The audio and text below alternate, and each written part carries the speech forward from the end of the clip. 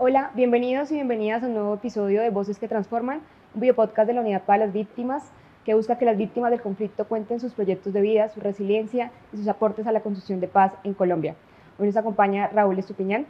Muchas gracias por estar acá. A ti, muchas gracias por la invitación, Karen. Raúl es contador de historias a través del cine, es enfermero de profesión. Su primer cortometraje es Peletia BK, Frailejón Desarticulado. Ganó el premio en la categoría Simbiosis en el Festival Internacional de Cine, El Cine Suma Paz, en el 2021.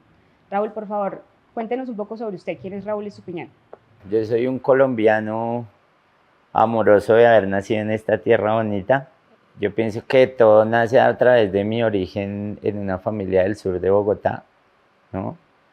Que me lleva pues como por ese lugar de referencia de mi hermano mayor y tíos anteriores a ser parte del conflicto como militar. Fui soldado 15 años y todo ese trayecto de historias que suceden a través de la vida me llevan a ser amante del cine, soñador. Soy cinéfilo, sí, desde niño, soy ochentero, entonces los 80 fue una década entre lo musical y lo audiovisual muy sabrosa.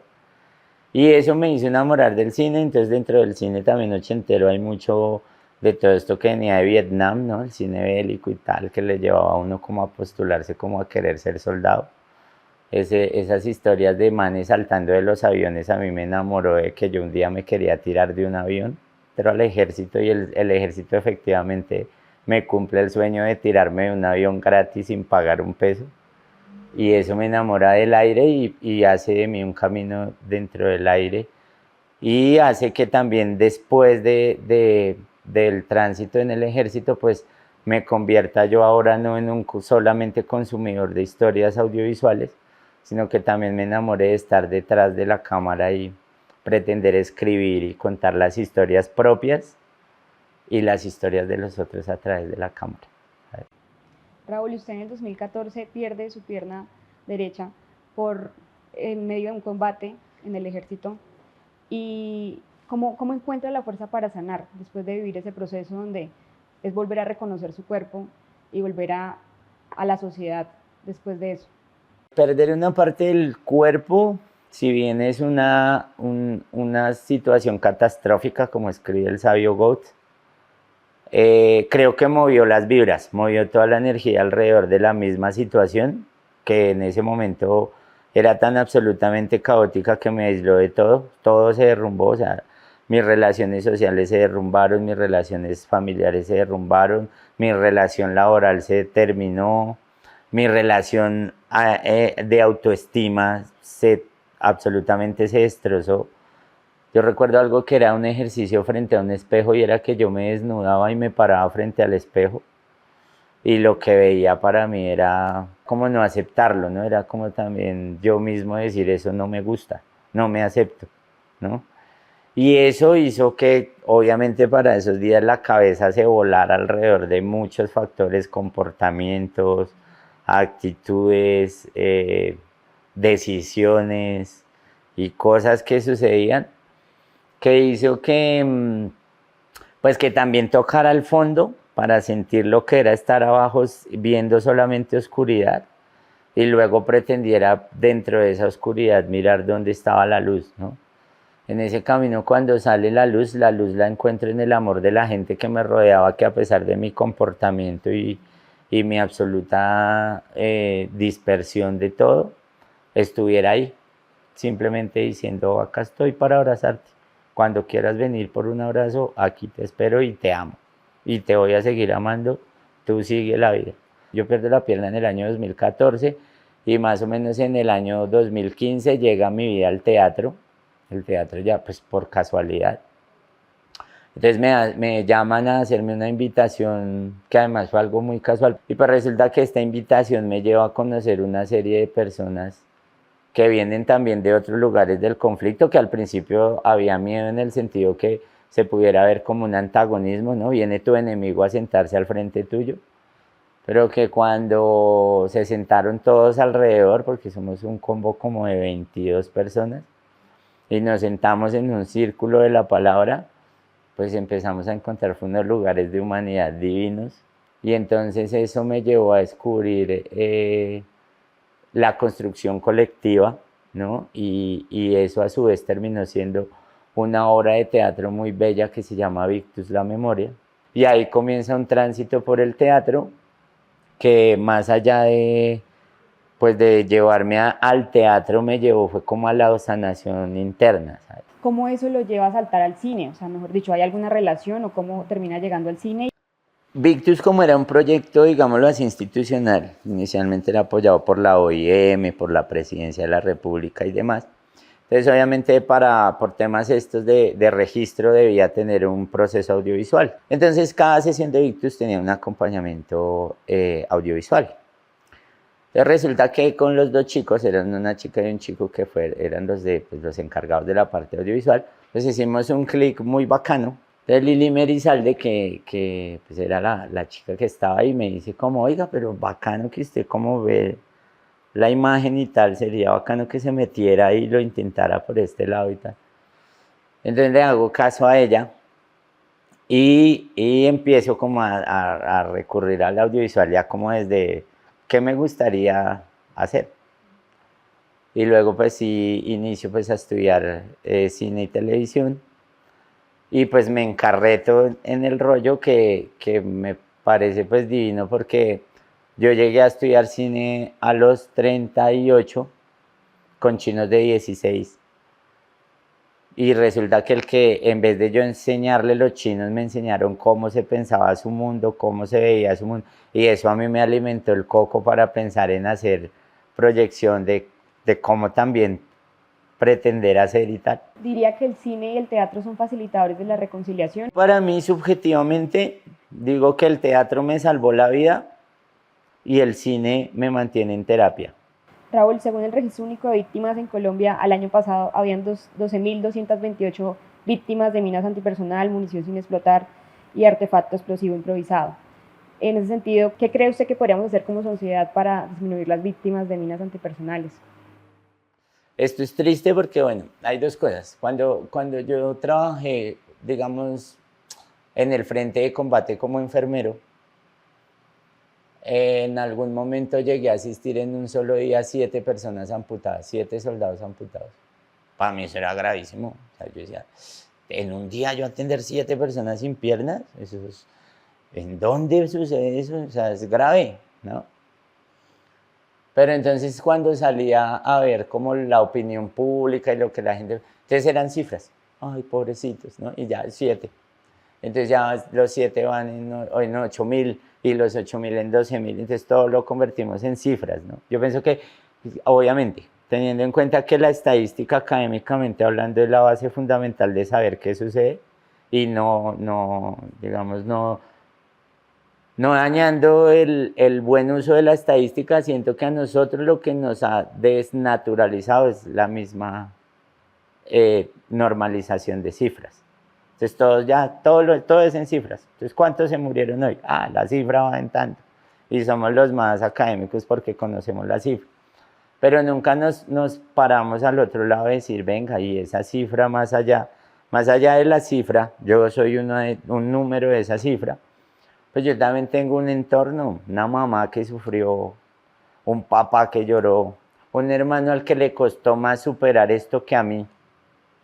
Entonces yo digo, pues sí, lo dejamos en la cifra, no nos estamos dando cuenta del daño al conjunto, al colectivo, al país. Trabajo ahora para eso, ¿no? De hecho, pues damos conversatorios en las instituciones y tal, y mostramos donde hablamos con la gente.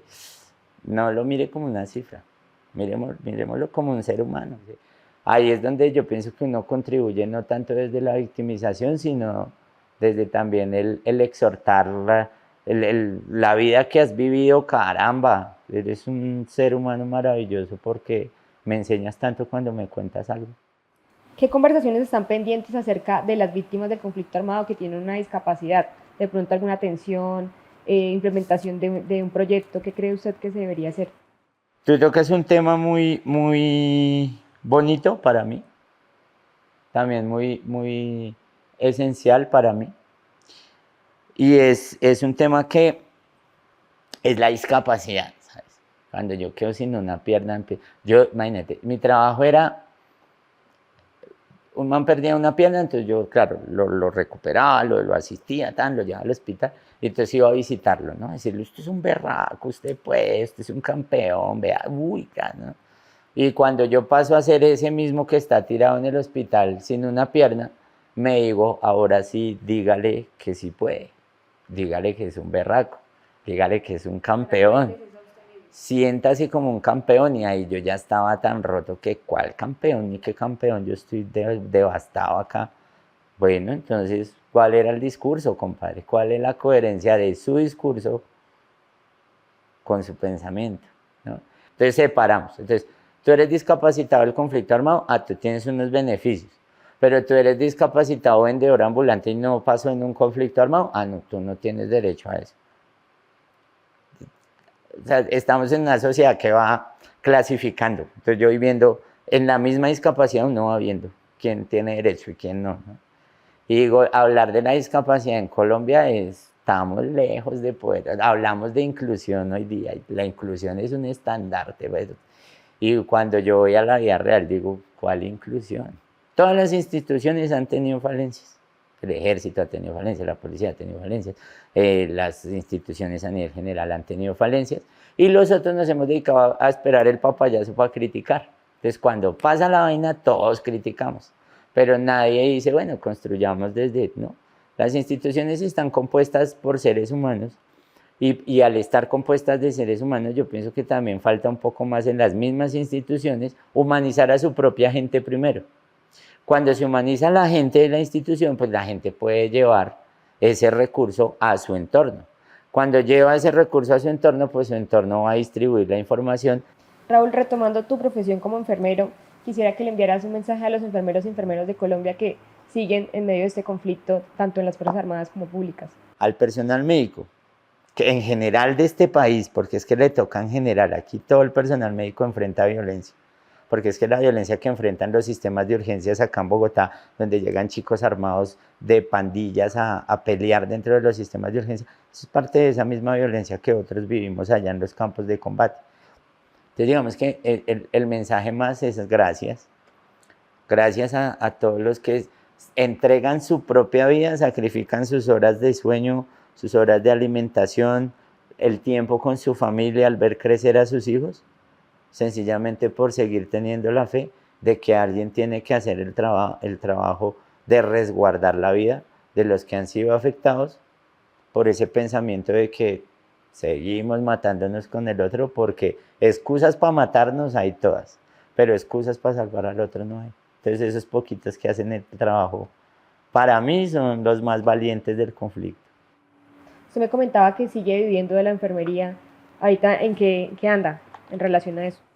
En relación a la enfermería, hago parte de un proyecto muy bonito que se llama Fundación Enfermeros Militares, que a pesar del nombre no es realmente una entidad militar.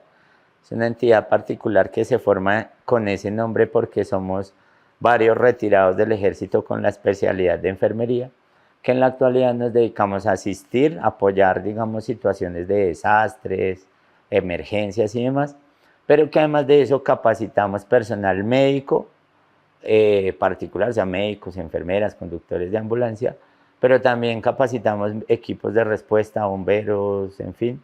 Y pues obviamente también capacitamos ejércitos, policías en Latinoamérica, sobre todo hemos tenido la oportunidad, tenemos incidencia en 22 países del mundo y viajamos constantemente a capacitar personal médico pues para esos sistemas que tiene el mundo actual.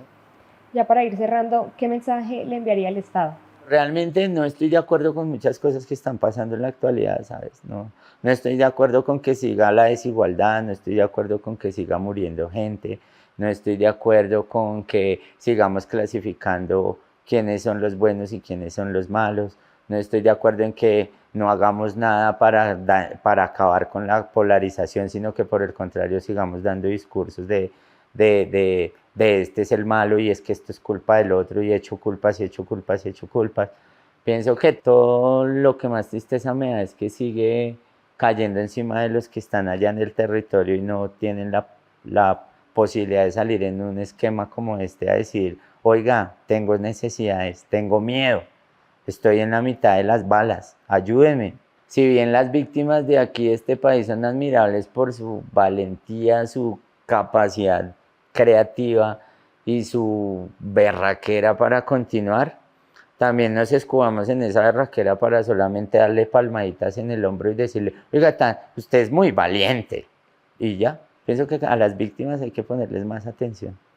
Y obviamente esto no generando inconformidad, sino simplemente diciendo por eso desde el discurso de como instituciones concienticémonos de humanizar y luego veamos también al otro no como cifra, sino también como ser humano y como entorno. Hoy las víctimas sueñan. Hoy las víctimas viven. Y hoy las víctimas necesitan. Muchas gracias, Raúl. A ustedes muchísimas gracias, muy bonito el espacio.